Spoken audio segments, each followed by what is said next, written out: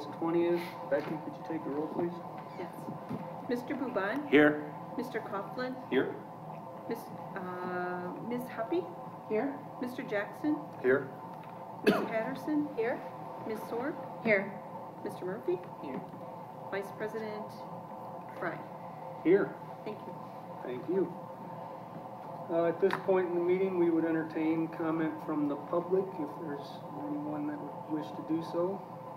Seeing no movement, we will move on to, do we have a legislative update? No. No legislative update. They're not meeting right now. Okay, very good. Then, Tim, you're up. Thanks, Joe. I just have several things. First of all, new teachers reported today, and when I say new teachers, it's new teachers to the district. So it could be new to the profession, and this is their first job. It could be somebody who has a year, it could be somebody who has 10 years, etc.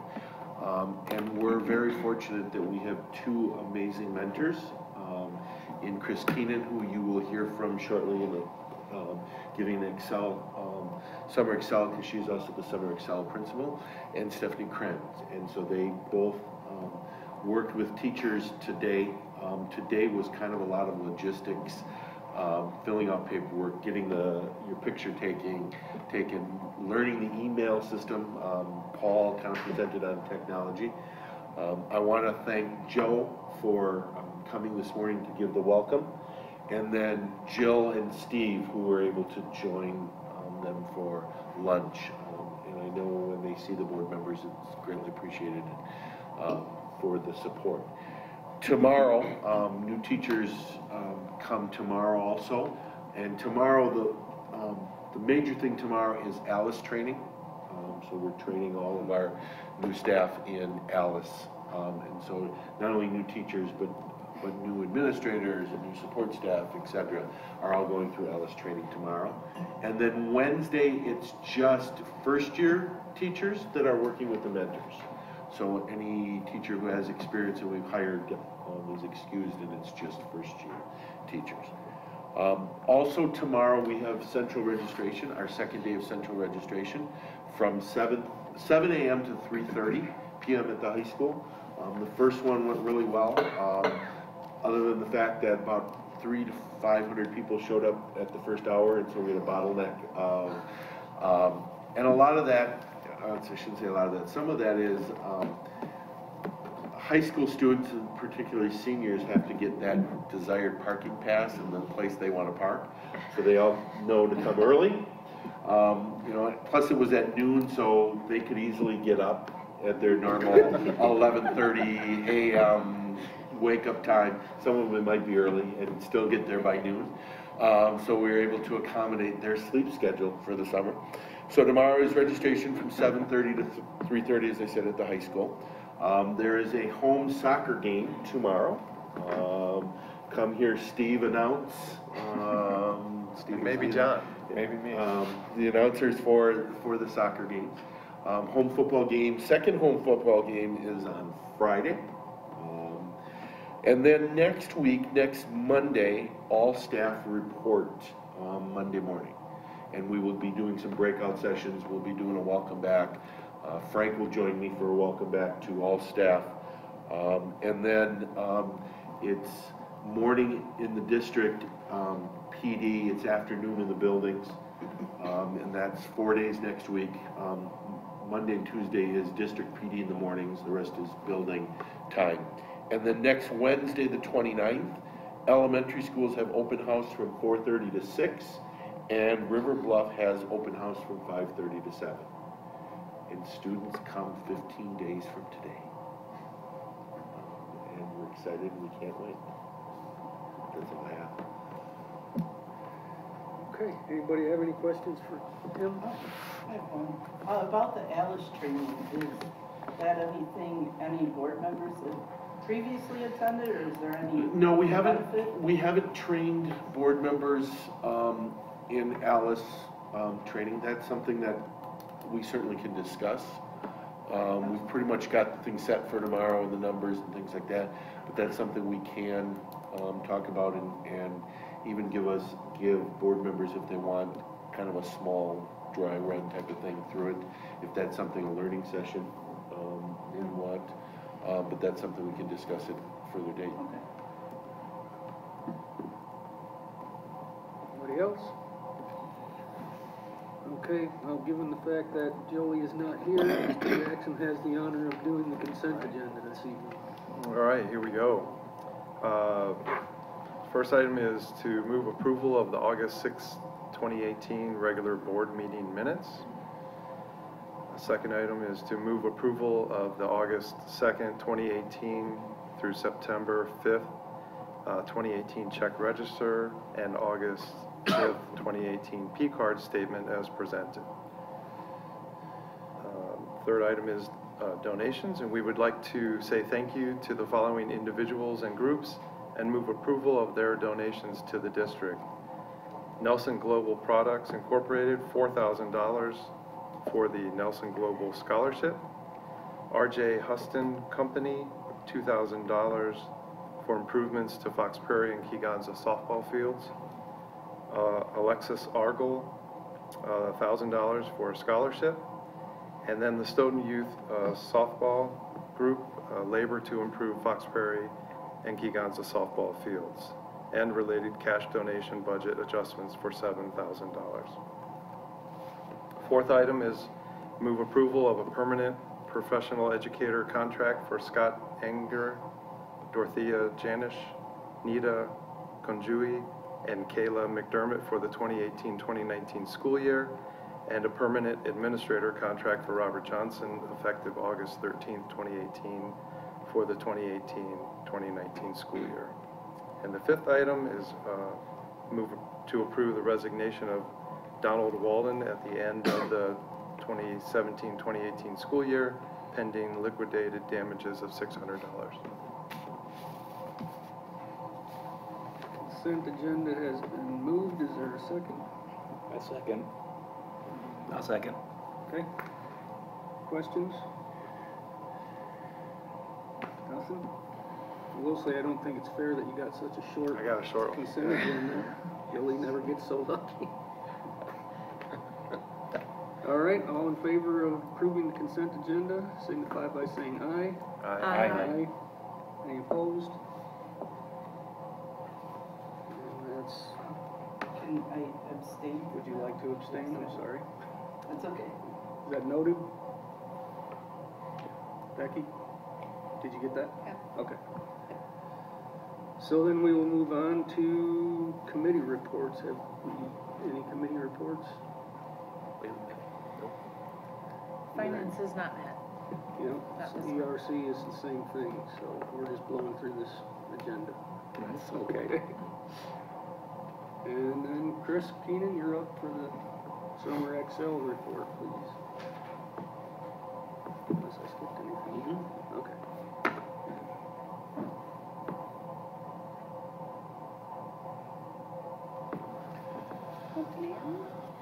So thank you for giving me the opportunity and the time tonight to come and give you an update on the 2018 Summer Excel program.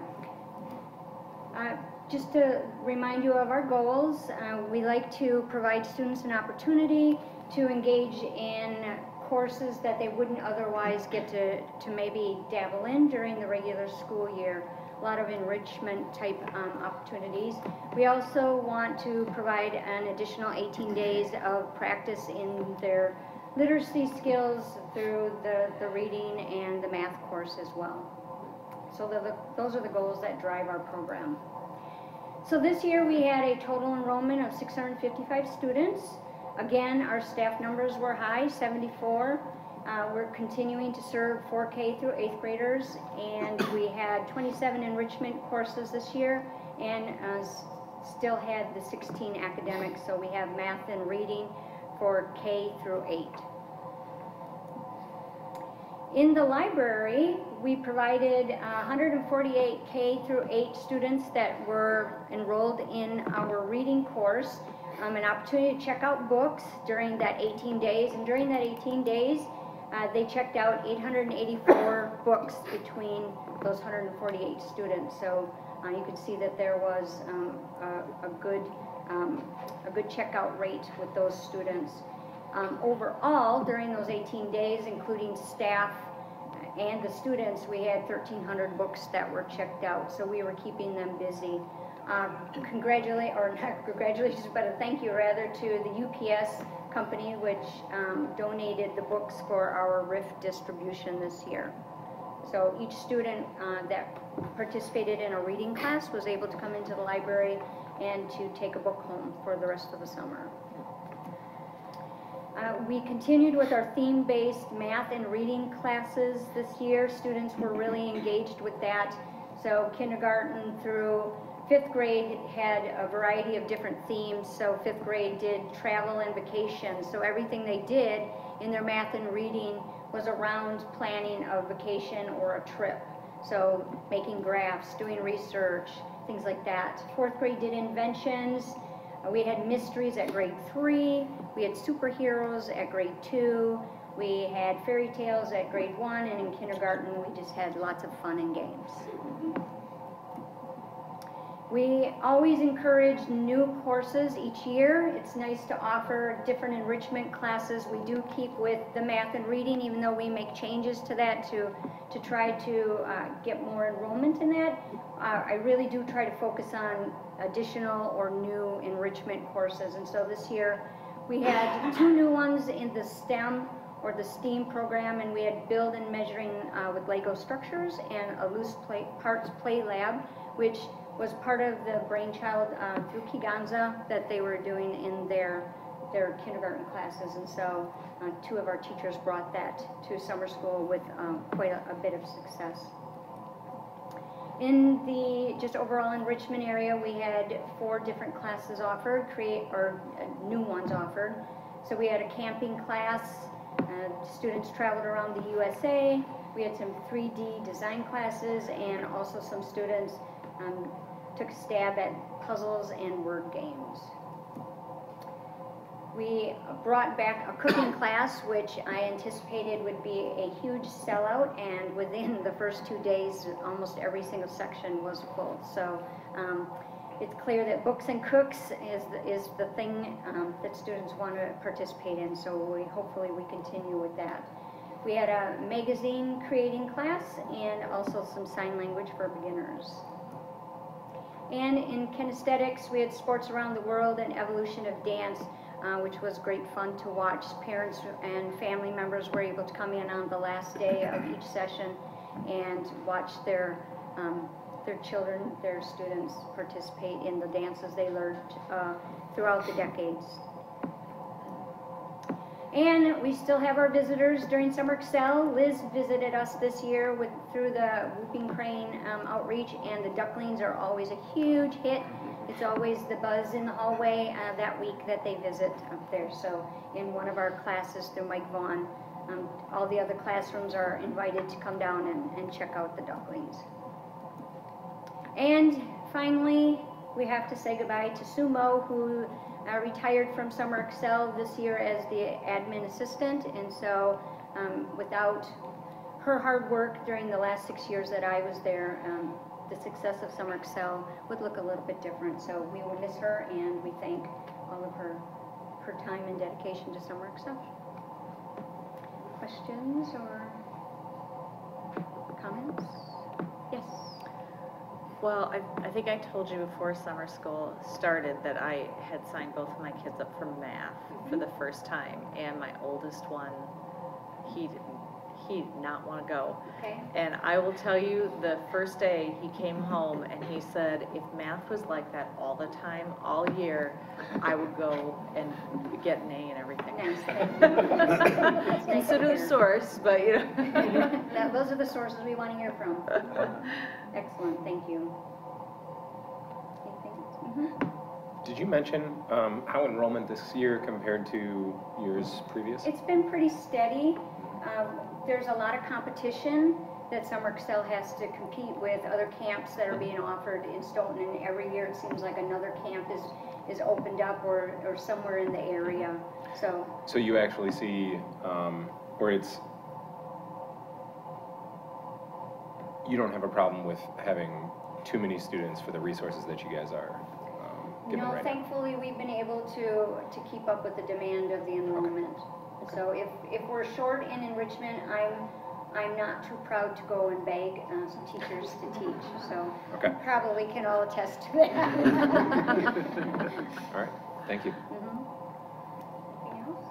Chris, what were the numbers like for the academic classes that we offered? Is that fairly popular, or is it more the enrichment? We're slowly getting there. For a while, the only students that typically would take those classes were students that needed extra help, and so we're trying really hard to get the word out that our math and reading classes are open to all students of all needs, and so we're slowly getting there, and that's the reason why we went to theme-based, is to help those numbers increase. And this year, we did see numbers increase little by little. So. And if that theme-based idea proves to be effective, is that something that we're looking at during the school year as well, or not? I can't answer that. Okay. Well, I mean, it's just an interesting comment that Allison made, that maybe kids that don't care for math very well do better with this system. Well, the 2017 was the first year we piloted the theme, and one of our teachers said to me that a student midway through went to her and said, "Oh, I see where we're doing math." So they're like, you're kind of sneaky. You've been able to do this, and we didn't even notice we were doing math. So there's something to be Halfway said for through? that. It could be alarming, or it's all perspective. Yeah. Go ahead. Are we at all evaluating going to a longer day for Summer Excel? We haven't since I've been working with that. I know that a lot of that has to do with budget, and so that might be an Erica question.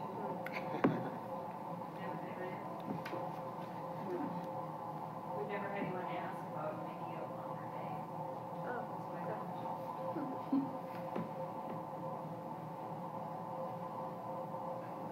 Anybody else? Thank you very much. Thank you. Thank you.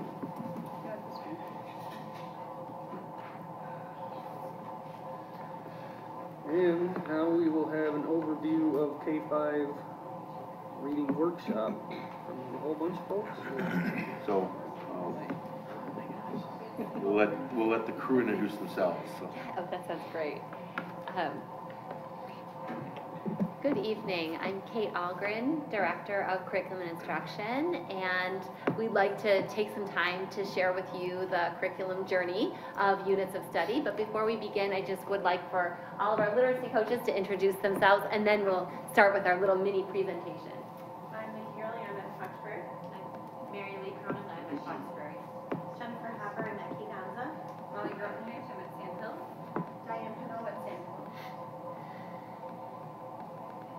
So we're really, again, eager to share the story of this journey. We think you'll find, as we learn together more and more about this curriculum, that there's, to a great degree, an element of playfulness that you had asked about, Joe. Like, why can't we see a little bit more of what Allison noted in terms of students really wanting to lean into this learning?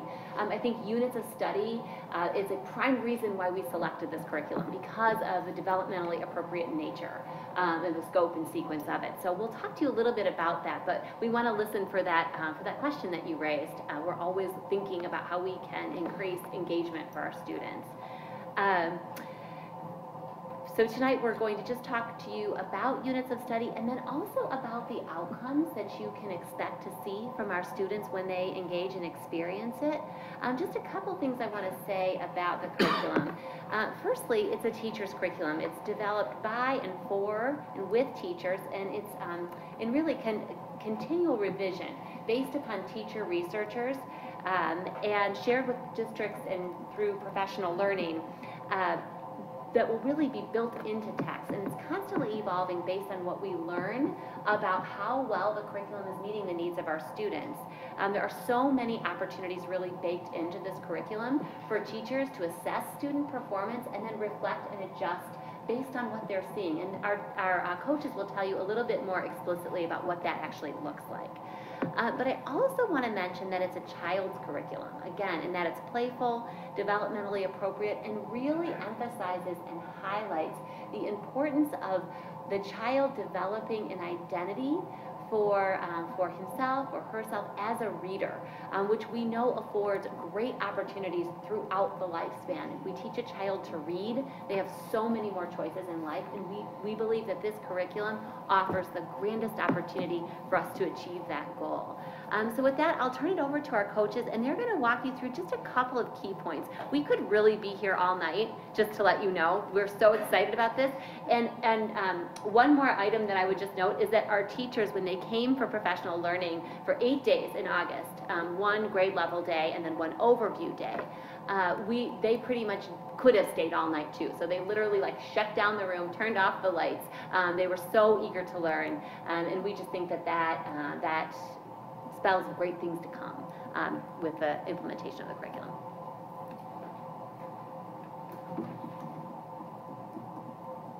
All right, so I'm going to explain a little bit about why we chose the direction of the units of study. So as Kate had mentioned, this curriculum really represents a culmination of decades of research, educational research, not marketing research, which a lot of other core reading programs focus more on the marketing research side. It was started about 30 years ago, the research out in New York by a woman named Lucy Calkins at Columbia University. Over the last 30 years, she has continued to build her team of colleagues and teacher leaders and researchers to expand even globally across the world. And she invites educators from across the world to annual institutes, which some of us had the pleasure of attending this summer at the Teacher College Reading and Writing Project, again in New York at Columbia University at Teacher College. As Kate mentioned, it's a collaborative effort, and these teachers go out into the New York City public schools and they pilot what they're researching with real students in real classrooms, and then they come back on a weekly basis. They have a Thursday think tank, and they talk about what went well, what didn't go well, who do they need to invite in, who from the field do they need to talk to, and it's a constant inquiry cycle. Another reason we chose this curriculum is because it exceeds, not only meets the Common Core state standard expectations, those benchmarks, but it exceeds them. And as Kate had said, we know that we want our kids to be successful in terms of those standards. As a district, we want that, but it's bigger than that. It gives kids the opportunity to get to know themselves as readers, as writers. They learn to build that tenacity and that enthusiasm as literate individuals. And again, as teachers, they provide that extensive training for the students in those reading and writing skills, using real, authentic experiences and real text. This is not about packets, this is not about booklets, this is about real, authentic reading and real, authentic strategies that you and I use every day when we're reading as well.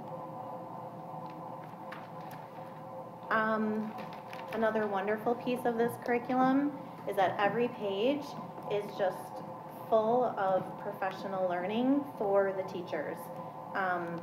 So this is not a teacher-proof curriculum. It's not like you can just read it and follow a script. You really have to be a critical reader and a critical thinker yourself, but lots of opportunities to create those vibrant communities of professional learning are embedded right inside of the daily lessons or the other many resources that we've been provided. We know that trusting just a program rather than building our professionals is eventually going to fail. And this program does not do that. It really invests in the teaching of the teachers.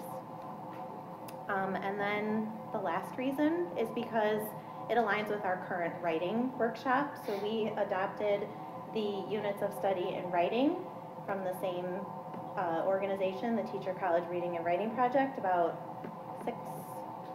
7 years ago. And so the reading just mirrors the writing. I mean, we know that reading and writing mirror each other. So kids are very familiar with the structure of the writing workshop. I gave a little pie chart up here that's in, again, kid-friendly terms.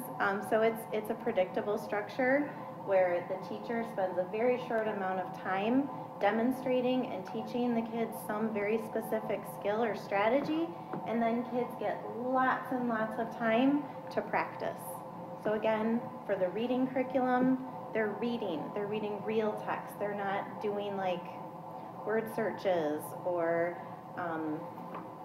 reading a packet of text and then answering questions. They're actually doing some really deep, thoughtful, analytical reading, and then during that time the teacher is going around and coaching individual students or small groups of students, and we learned a lot during our professional development about, well, what do you do during those small groups? What do you talk about during those individual conferences? And we got some great tools for assessments that we can use, and then how to use those assessments to really drive that individualized instruction. So again, it's really tailored to each learner based on the teacher's ongoing assessments.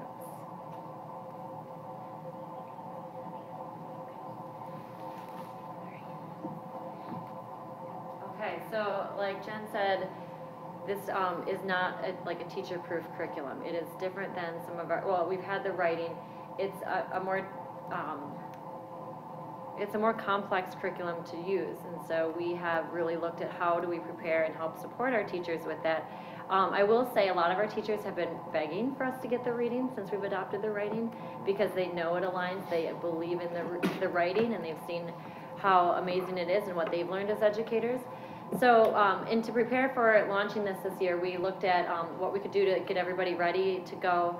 And we were able to bring in a consultant, a literacy coach from the Sun Prairie School District who has been working with this curriculum for years. She has attended training in New York City at the Teachers College Reading and Writing Project. She knows the curriculum in and out. She can say to third grade, oh, I know your fourth grade unit on, like, I mean, it was incredible, like the ins and outs. She knew everything about every grade level. So she came in and we offered a half-day orientation for K2 and then 3-5 to just orient teachers on what's inside of this curriculum. What are we going to see? What do we need to do? How do we need to schedule our time for literacy? And then every grade level had their own day where they came with their team, they came with their materials, and she really unpacked a lot of things and then also offered them a lot of time to start planning their first unit. So teachers could sit down, they had these big post-it notes, and she taught them how to read the unit, how to pull out the big pieces of it, what do they need to learn, how do they need to be ready, and a lot of teams left being ready for the first couple weeks of school and really feeling grounded. And actually one of the first grade teachers, it was awesome, as she was working, she was like, I think I'm getting faster at this, because it's a lot of reading, it's a lot there, but it's so great. And as they got more comfortable with it, they were realizing, like, this is good, I can do this, and so I think we really set teachers up to feel successful and to be ready to go on the first day. And some teachers approached me and they're like, can we use our Thursday collaborative time to keep planning these as we go through the year and work together as a team? And so I really, I think that day helped that collaborative nature of working together and planning together. It really helped support that and help teachers feel ready to do this. As coaches, we've learned with Gina Newman, our consultant from Sun Prairie. We've 3 people were lucky to get to go to New York this summer and learn. We have monthly meetings together as a literacy committee with Kate, and then there's the Dane County Coaching Forums that we're able to participate in. For our principals and directors, there's a book study from Teachers College, participation in professional learning. We were able to go to them with different things that we've discovered and different things to offer to read, for them to help feel supported and understanding, you know, when they go into the classroom, what do they look for, what does this curriculum consist of, and then just prioritizing time for collaboration within our buildings and within teaching teams, and how we can keep supporting teachers for that.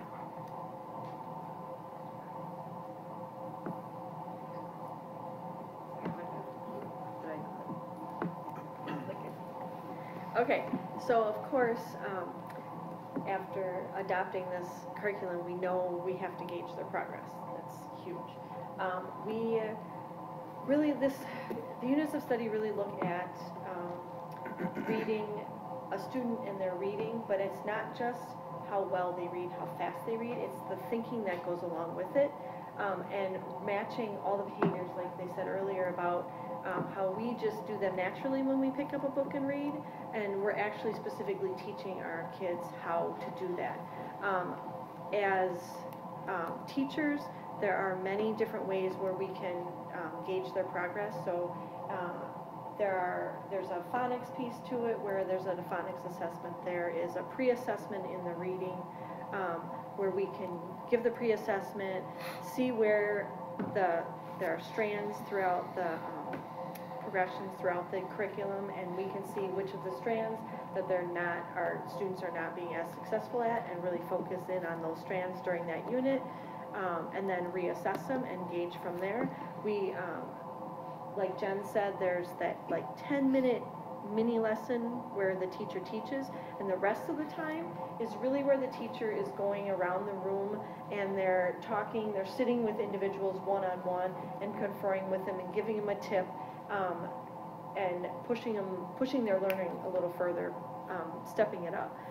The smaller group assessments, give a little small group, see what they're doing, and then gauge and work further. Partner talk is really about a teacher not being part of the conversation, but listening in and seeing the dialogue that's going on and the thinking that the students are having, and then saying, could I give you a little tip? And then giving a little nugget and then walking away and coming back. So it's really about building that vocabulary, building that, the speaking. And then we also have running records where we use the Fountas and Pinnell and analyze their errors and miscues and the comprehension, and along the way also give other running records that we can use to gauge their progress as they go. We really want to make sure that we connect our students' reading lives, making it authentic, where they can pick up a book that they really enjoy, and connecting their school life and their school reading life to their home reading life. And they really, the units of study really focus in on voice and choice. So where you talked about the engagement, like in the math for summer school, that's really what we want. We want them to pick up books they want to read, and then we figure out where to navigate with them, with their voice and choice.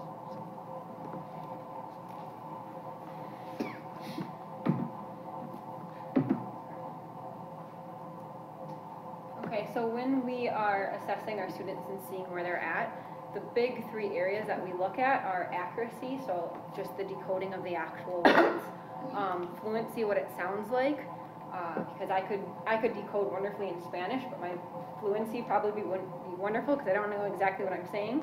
So that's another aspect. And then comprehension, are they understanding what they're reading?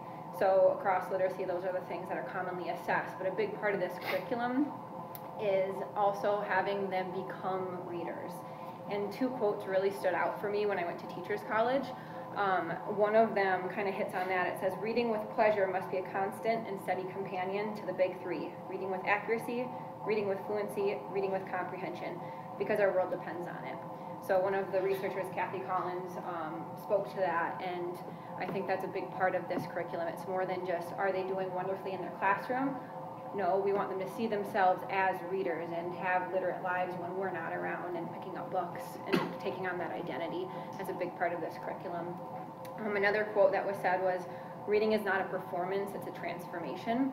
And yes, the assessments are called performance assessments, but a big part of this curriculum is for them to transform as people. They come into kindergarten on the very first day, 5-year-olds, who most of which cannot read in like the conventional sense of reading, but they're told by their teacher on the first day of school that you are readers. And that's actually what the first unit is called, and it ends with them parading around the school holding a book that they have grown to love, and the older kids are cheering for them through the hallway. So it's just like a lot of very moving aspects to this curriculum. And that continues all the way to upper grades. It's not just like a cutesy little kindergarten thing. In upper grades, they're in social book clubs. I know our 4th graders read historical book clubs, novels, and they talk about like, what's the theme in that historically? How does that apply to what we're doing today in our world? And then they're seen as being agents of change in the world. So they're really transforming not just as readers, but as human beings through this curriculum. And I think that's a big part of why a lot of us have fallen in love with it.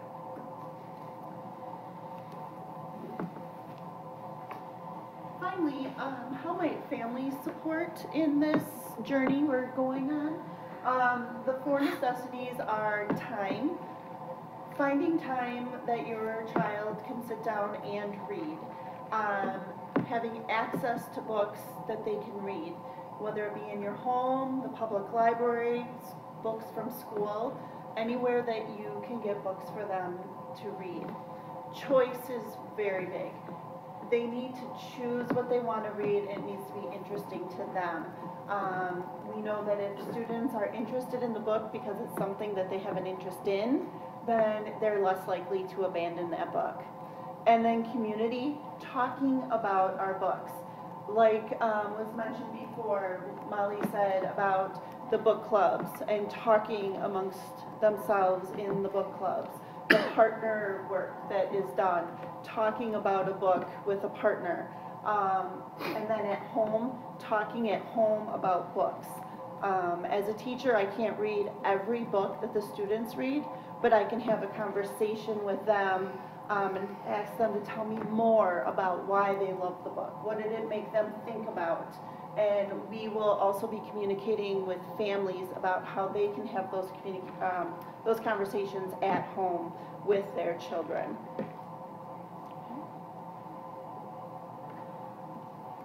Thank you. That's all we have for tonight for our presentation. What questions do you have? I was reading more about it online, and I saw that there's going to be, I guess, an extension of this for middle school, or is it simply a workshop for teachers? I was a little confused, and is that something we'll be looking at? You know, I think that would be a decision we would make together on our curriculum teams. That is, does anyone else want to speak to that? Right now, it's just it's called like a 6-8 workshop. It's not specifically for grade 6, grade 7, grade 8. Okay. It's I think it was just published.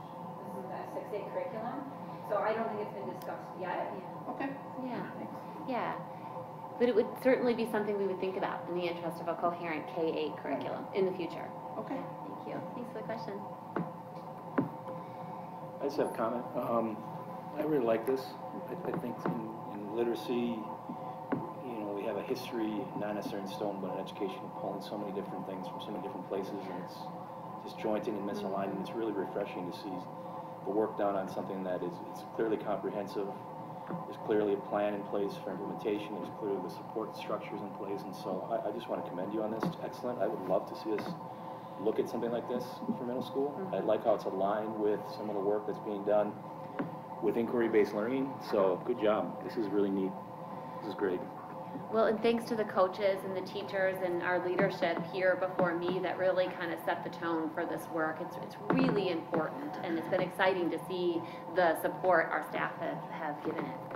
Well, feel free to come visit our classroom in the elementary school. Yeah. Actually, it is phenomenal. Questions all over. So Jill I was first. just wondering if there are tools built into the teacher tools to help them decipher or utilize parent volunteers in the classroom. So are there like, we would suggest if you had a parent volunteer, you would use them for this part of it. Oh, good question. Would someone like to speak to that level of detail? I would say, I know there are different levels of, if you were to have a parent volunteer come in and read with the child, there are conferring cues and questions and things like if this child is working on, you know, a certain strategy, they're often laid out in a very easy to understand, like here's a strategy that we've been working on, and the parent could, you know, support and talk through with the child with the strategy they're working on, or even conferring questions that could be easily, you know, offered to a parent, you know, read with them and here are some things to talk about. It's just very easy prompts, like, does that look right? Try again. You know, like, not sound it out, or giving them the word. You know, and there's just so that we can all be aligned in the language that we're using with the kids. They keep hearing the same thing over and over again. They've received some instruction on it, and now it's just coaching. Right? Same thing from all the adults. Yeah, I agree. I think this looks like a really great system. One thing that had kind of stuck out to me was under teachers, it said there was embedded professional development. That seems to kind of be doing a number of things at the same time, and I was just wondering if you could give sort of an example of something. Oh, I can do that. yeah, thanks for having me. So, give you a little bit of backstory. I I was a classroom teacher for a few years. I was at middle school, actually. I taught at a different district, social studies. And then I became a classroom teacher, 4th grade. I had no clue what I was doing in literacy. Not no clue, but writing specifically, it was hard for me to teach. And I was very much like, here's just a filler. Like, what did you do this weekend? Write about it. It was not good instruction, I will admit that. But through this Calkins curriculum that we got in the second year I was here, it was constant, like, little notes on the margins of, like, the why of why you're doing it, and it really got me to think completely differently about literacy and how to teach it, and developmentally how it should work. And I think that's a big part of, like, why I decided to become a reading specialist. Like, going from someone who really struggled and just trying to figure it out on my own to having that support and scaffold right embedded in the curriculum. One thing, when we did the training past couple of weeks with Gina Newman, she really helped the teachers recognize in the curriculum, here is the part with the teaching point. Here is the, when there's this section, she's teaching you why you're doing this in these areas. Or she's offering you a strategy for this is why you're teaching such and such skill at this time. Or she's giving you an option of choices of, like, here's what you're seeing your kids need. Here are some different ways you can approach that. And so she really helped teachers, I think, recognize in the curriculum, here's what's available, here are the different ways that the units of study curriculum, like, help support teachers through all those things they might come across as they go. And I think what's exciting too is that as we continue, I mean, obviously they're not going to have, none of us are going to have an entirely full toolkit at the end of this year, but each year we can add more tips, more tricks, more strategies into our toolkit, and we can also as coaches help to model some of that or dig and find some of those other tips that maybe aren't in, like, say, 1st grade, but they're in 2nd grade, and the 1st grade teacher doesn't have access to those resources, so we can bring those resources to them, because I'm finding that there's just a vast amount of resources K-5 that would probably be beneficial, not just for the grade level that they're labeled for. And the fact that Teachers College really supports us. I mean, the 3 of us were there, and they're like, if you have any questions, just email us. We have contacts. There's Facebook pages for both the reading and the writing. You pop a question out there, and there are plenty of responses on, like, things that other teachers have done, or Lucy Calkins herself will respond back to you. So it's very supportive. That's great. Thank you. I'm really excited about this program. It sounds awesome. I love that you can summarize it as at a high level by helping students develop identities as readers. And I'm wondering, when you mentioned family support, is there a way, or do we have any sort of plan to let or make families aware that we have a consistent reading curriculum for K through 5, and that there is, like, just a couple high-level goals that you guys are trying to reinforce and carry your students through? We've talked about either all of us drafting or drafting with teachers some parent information letters. We also at open house, parents can ask questions. We also provide things that go out in newsletters or, like, e-news from staff to parents at home. Those are some of the things. Is there anything else we've talked about I'm forgetting? I think too, we all at some degree, even if we haven't, we will be this year doing some sort of like family literacy outreach, whether that be like an evening type thing or like parent education courses during, like, whatever we need to do, but we'll be educating parents through those venues as well. Okay. Yeah, I mean, I think the pitch that you just gave to us as a school board on the whole program was fantastic, and you had a couple really concise bullet points in there that I would encourage you guys to try and boil down for all of the families, because I'm sure if people recognize that from the moment they enter one of our elementary schools to the moment they leave, there's some sort of consistent reading strategy being implemented. To me as a parent, that sounds like a really attractive thing. So, thanks. Yeah, Go ahead, Steve. Yeah, just real quickly, and I appreciate the information, and Kate, thanks for, I had sent Kate an email, and you guys addressed pretty much all my questions through the discussion.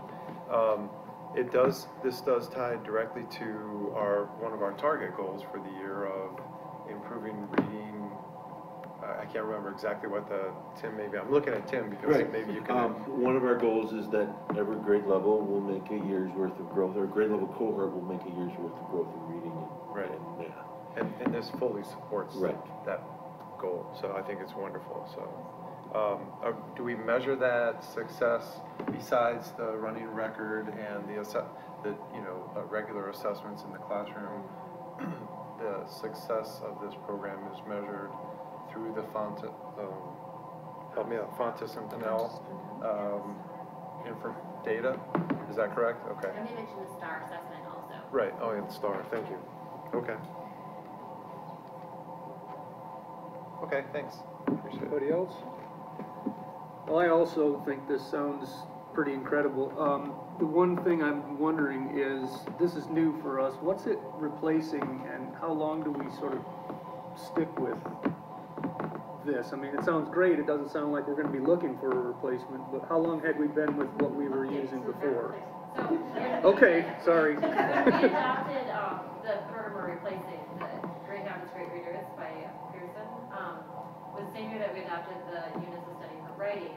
And I think there were a lot of people who would have loved to do reading and writing at the same time, but the reading at that time wasn't developed yet to the level that it is now. It's kind of like the middle school, like 6, 8. It was like a band. 3, 5 band. And so we just didn't feel like so then we were committed to that workshop model of instruction. So then we were in search of what's the best curriculum out there that would offer us that instruction at a workshop model. And so that's where we came across the Great Habits, Great Readers that we've had in place. I can't remember, years go so fast. It seems like we just got, but it's been a little while now. Yeah. But that program has had that workshop model of teaching. So teachers are familiar with that style where they teach a short mini lesson, and then they've set up their classrooms so students go out and practice and work at their level of the books that they've chosen, and teachers go around in small groups and they refer. So that structure has actually been in place. This program now just has been developed by teachers, by teacher researchers, out in the field, come back and revisit. It's very developmentally appropriate. It has all that embedded professional development with it. Just kind of takes it to another level for us. But the intention then would be to stick with this, obviously, because I'm assuming it's somewhat disruptive when we do make a change to a new system, and we're going to have to give this a little while. Looks like you had Right, a point. and this group can correct me if I'm wrong, because they're certainly more of an expert than I am. Unlike some curriculums where you buy what is commonly referred to as the basal, and all your reading materials are in this.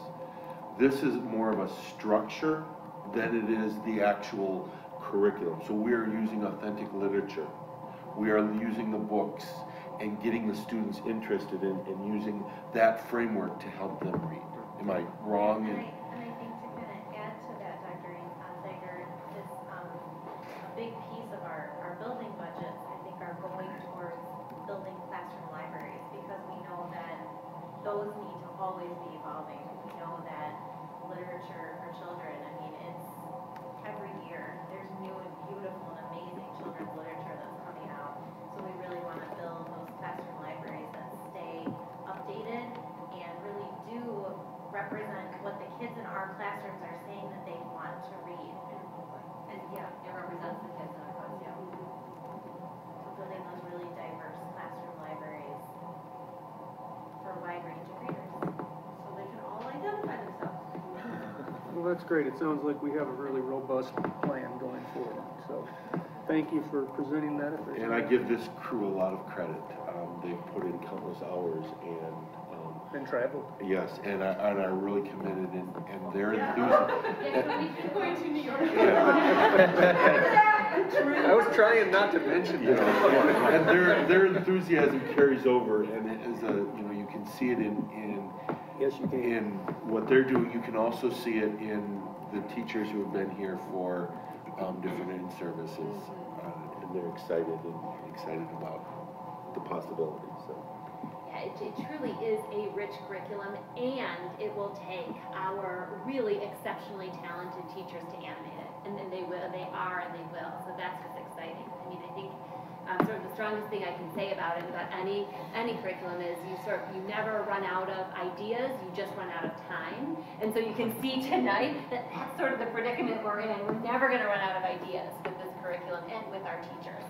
We're just going to sometimes run out of time at the end of the day. We'll just have to go home. Yeah, I think I read something in one of the resources that said this curriculum pushes us to continually outgrow ourselves. Just always outgrowing ourselves. Every time you pick it up. Thank you. Very cool. Thank you. Thank you. So that then brings us to the discussion and action portion of the meeting, first of which is the Neola, am I pronouncing that correctly, Tim? Okay. Yes. For the second reading, I would entertain a motion before we And discuss that. there's two different suggested motions. One includes working with Neola also on the guidelines and purchasing that services right away. And one is just the bylaws and policies, and if we at a later date want to pursue the guidelines, we can add that on. And the guidelines are the admin? Yes, yes.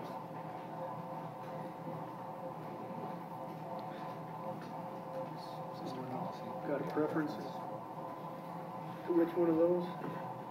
I wasn't here for the discussion, I can't have any I guess I guidance. want to go back to the discussion. Well, we gotta have a briefly. motion before. Yeah, If we we gotta just- have a motion to, so I move to approve entering into a contract with Neola to work with the school district on bylaws, policies, and guidelines as presented. Okay, Second. motion, is there a second? Yep, second. Second, Steve? And out in the audience, I've invited Dr. Scott Brown. Dr. Brown is the former superintendent of McFarland, and he would be our guide in working in this transition process. So he's also available to answer questions if we have. Okay, are there questions? I think we maybe danced around the guidelines and the administrative aspect of the proposal. So maybe we could talk about the value of that. Yeah, could we also talk about the cost implications? So first of all, realistic and capacity. Yeah. We won't get to guidelines until year 2. And so the first year would be looking at bylaws and policies, which is why there's two different things that we can add the guidelines later. Whether that is something we want to study to find out more about the guidelines, and I'll let Scott talk about the guidelines. There's no advantage to doing the guidelines right away. There's not a financial incentive that Neola builds in. Some districts, for fiscal reasons, will buy both at the same time because it works well in a particular fiscal cycle or something like that. Otherwise, I think most of us are fine with waiting and you see the process, and sometimes we want to pause between the two. The only other advantage for the guidelines, for buying the guidelines, in the process at some point when you're drafting, for instance, in Milton, we were drafting there, and the drafting process was taking more time than what Neola allotted. And there are many more policies than there are guidelines. So if you have the guideline package, Neola allows us to just move drafting time from the guidelines to the policies, and you're going to be able to finish the guidelines in less time. But even if that came up, like it did in Milton, we just added the guidelines and they wanted to do it. They were happy with the policies, and now we're finishing up the guidelines there. So I think either choice you make, and I would say probably around half the districts do both, and half the districts do one, and quite a few of them then add it on after they have the experience with the policies. Really up to you. And John, you asked about price difference. With the guidelines, the cost to convert and everything is $24,400. Without the guidelines, that cost would be $14,009. Okay. We seem to be putting guidelines into more of our policies, and so it seems like we would want to, unless we're specifically only going to address policies and bylaws that don't have guidelines in year one. It seems that we would want the I would think we'd want the guidelines and address the guidelines as we're going along. Okay, if I can just add, I think that's something, the advantage of doing both is that you sometimes use the guidelines as your draft and say, let's add a guideline in right now. The board will, perhaps by vote, when they vote to approve the policies, will give the administration that's already not in their current board policy the ability to develop guidelines and approve without the board approval. The guidelines are developed directly by administration. I'm not sure if you have that in your policy now, but yes, if you have the guidelines with the policy, everything will be there together. And to some degree, when you draft, you have an opportunity to cross-reference and start to work on those guidelines just because they're an actual extension of the policies you're working on.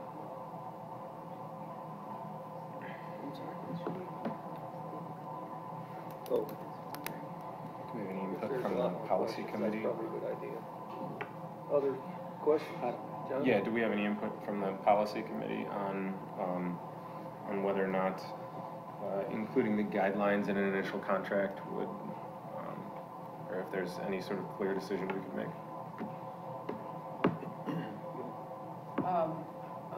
Just from when we originally had our meeting with Dr. Brown, I think he pointed out quite fairly that it's not a real strong way to go one or the other, but that I agree with Steve that having access to those guidelines from the get-go just makes things more cohesive. Yeah, I would echo that. I mean, it feels like with the guidelines, it would be, we wouldn't be limited to the work we're doing, and so we can incorporate that into there. I don't think it's that big of a cost difference, in my opinion, based on, I think, what we're going to get out of it. So I would support either one, but I would probably prefer the one where it includes the guidelines. Other questions? Jill, you got anything? Okay, well, there's been a motion and a second. All in favor of approving the motion as presented, signify by saying aye. Aye. Aye. Any opposed? Any abstentions? And that is passed. So then I will work with Dr. Brown and Neola to start the process rolling. And so that we can start working on the bylaws, policies, and guidelines. Thank you all very much for your confidence.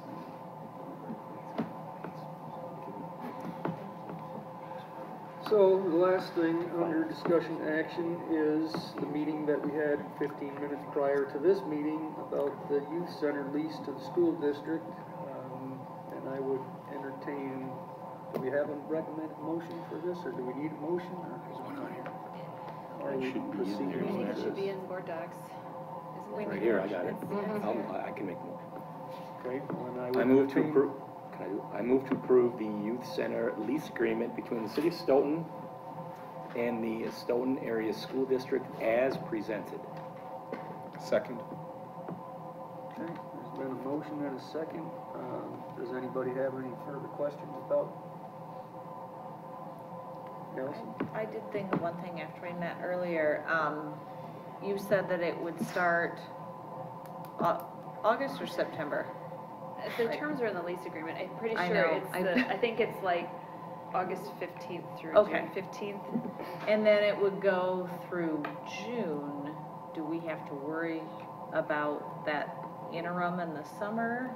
That could we potentially lose it? No, I don't No? think so. Okay. All right. Any other questions? Trying to stall just so Steve can vote. Come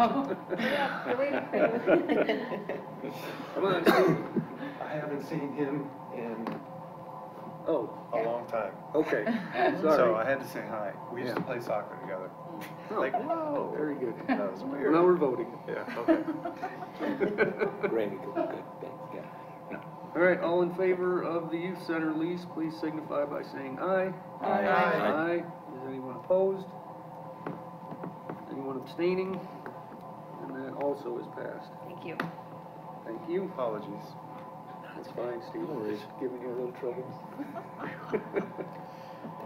So, future meetings, let's see, we have regular board meeting September 4 and 17, finance September 17, policy September 4, facilities October 9, ad hoc August 27, and a board retreat that we're still trying to nail down, as well as an ERC meeting that is also still a moving target. So, has anyone got any other issues? Yeah, No? You got issues? I got issues, but not related Not to this. anything to raise, all right. We can talk later. I would entertain a motion to adjourn then. So moved. Second. Second. I'll second that. All in favor? Aye. Aye. Any opposed? Thanks, everyone. All right, Joe. Good job.